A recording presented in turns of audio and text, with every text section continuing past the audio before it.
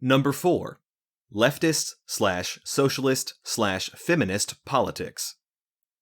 While one could make the argument, and be right, that leftist or feminist politics shouldn't be considered a deal-breaker, there are Democrat men, after all, leftist politics are considered a deal-breaker in that they play a role in young women's lives today that goes beyond mere government policy, to that of a political ideological cult that renders many of them unmarriageable.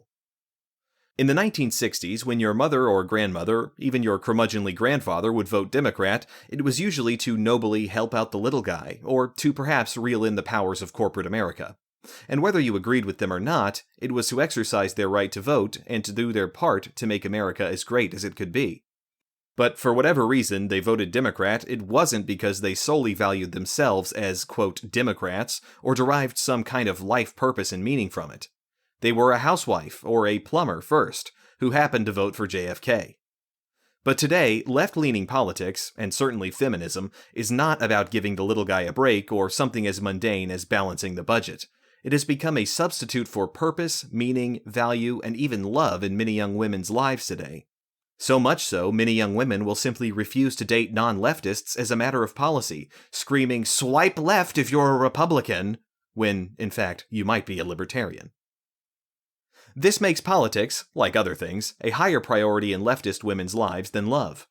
And to truly fall in love, let alone be happily married, you need to put the other person ahead of yourself, and that includes your cultish politics. But worse, this unhealthy obsession with politics, as well as abusing it as a substitute for purpose in life, has many young women flirting with mental illness where they literally hate you because you dare advocate lower taxes or refuse to use made-up pronouns.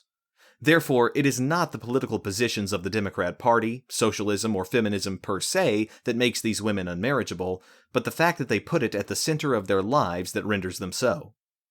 And though this ideological obsession provides left-leaning men huge statistical advantage when it comes to dating, as 65% of young women today identify as Democrat or feminist, it will forever sow a seed of doubt as to whether your leftist wife loves you or her politics more.